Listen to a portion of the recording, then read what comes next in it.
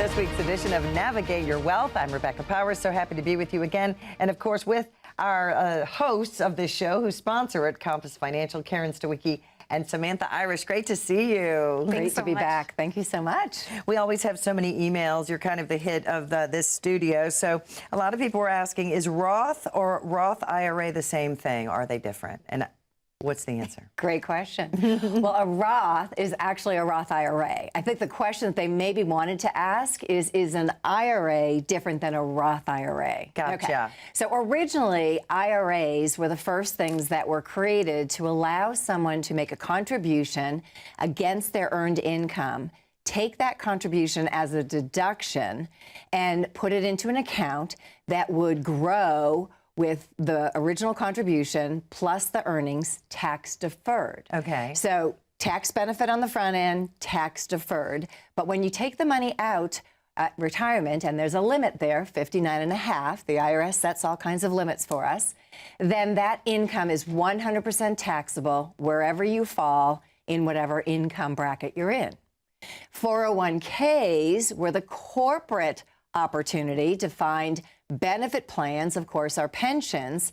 They decided to design a defined contribution plan, which is the 401k. Same thing, the contribution that you make to that account gets taken right off of your earned income that year. Okay. You pay on the balance, and that money in that account grows tax deferred. And again, when you are allowed to take the money out, which is 59.5, it's 100% taxable at whatever the bracket is.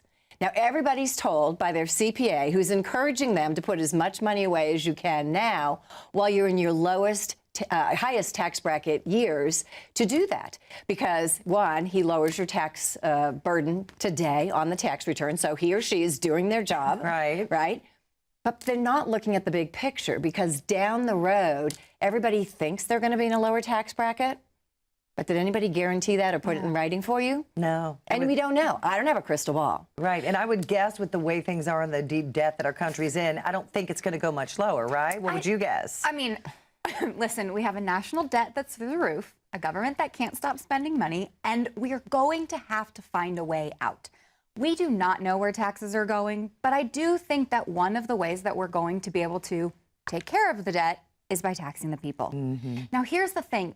We have to recognize that while taxes at any rate feel a little burdensome, right now they're actually very low. They're on sale. Based on where our taxes are in history. I mean, when we talk to our clients and you tell the story about in the 80s and 90s, you know, where tax rates were, a married couple filing jointly was in the 59.5 tax bracket. Right now, that same couple is like 23, 25%. So even though it still feels terrible, right, they are actually in a lower bracket. So the design by the CPA for the IRA, it actually worked great. They deferred those taxes when they were incredibly high, and now they're taking them out at a lower bracket. But if you're deferring those taxes now while taxes are in 20s and 30%, the question you have to ask is, how much will you pay? Are you actually going to go down? Is there a chance that taxes are going to be in the teens so that this strategy works? Well, and we're going to come back to the Roth thing, but as long as we're on this track, I want to continue with something. If you're out there working and you're in your 20s or your 30s, I have to ask the question, is this the least income or the most income that you're ever going to make? Probably the least. You hope, right? You hope that as you get more proficient at your job and you climb up the ranks, that you're going to be paid more and more and more. So all the more reason for those young people who are first starting out to look at the Roth alternative, which, getting back to the story, so the traditional IRA takes the tax benefit off of your earned income on the front end. The Roth says, pay your taxes now. Put the money into the account. Again, you get the tax deferral while the money is accumulating. But now, also at 59.5, unfortunately, when you take the money out, it's 100% tax-free. So especially for young people, I'm telling you, I'm screaming it from the roof. If you don't take advantage of the Roth IRA opportunity, you are missing the mark. You are leaving money on the table. Now, a lot of corporations... I was going to say that. It's important because the Roth IRA has gotten a lot of, noise in the last few years. They're talking about it. You're seeing it in the news. It's being promoted as a solution. But corporations realized, all right, people are starting to not contribute to their 401ks because they see the Roth option available and they're saying, I need to take care of my taxes now. Yeah. So corporations said, let's look at incorporating the Roth into a 401k. So a lot of companies have the option for you to go to HR and say, do we have a Roth 401k component to our retirement plan?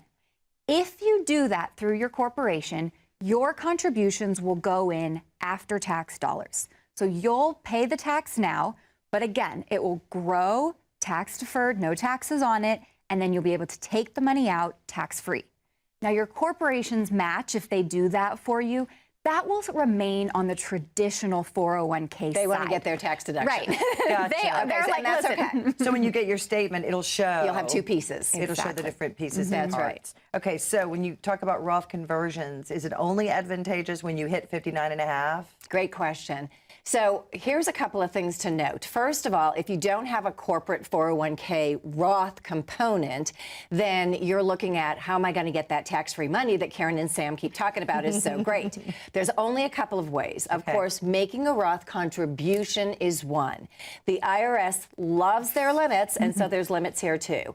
If you are a single tax filer, the limit there you can make that contribution. If your earnings are over $144,000, you don't qualify. You make too much money. Okay. If you're married, it's $214,000. You don't qualify. So a lot of our clients make over those limits, and so we have to come up with another solution. So they're just not allowed to convert with that tax-free No, it's option? not a conversion. To contribute. They So can't you contribute. To contribute. Right. Okay. So there's a trick. It's called the backdoor Roth IRA.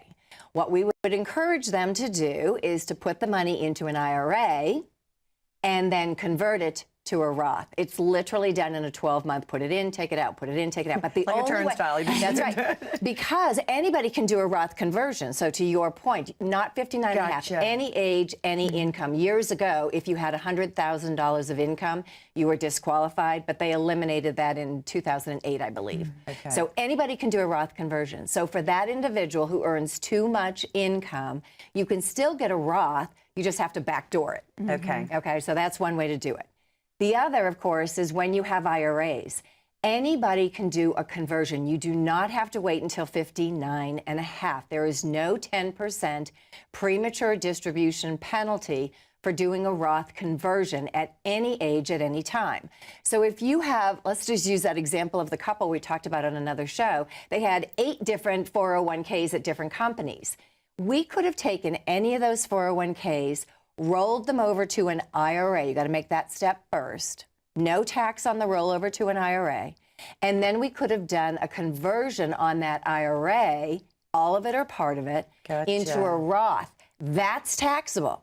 But there's no 59 and a half premature distribution, 10% penalty. So again, this is a strategy, Rebecca, that when we sit down with clients, we are always looking, how do we maximize the output?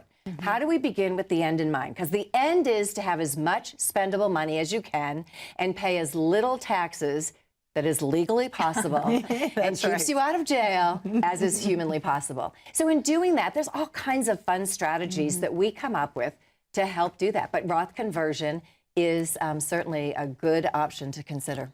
If you want to find out if a Roth conversion is a good idea for you or if it really fits your long-term goals, pick up the phone now and dial the phone number on your screen, 855-348-3073. We want to help you navigate what your total tax burden will be in retirement because we want to put more spendable income in your pocket. Absolutely. Stay with us. More with Navigate Your Wealth right after this.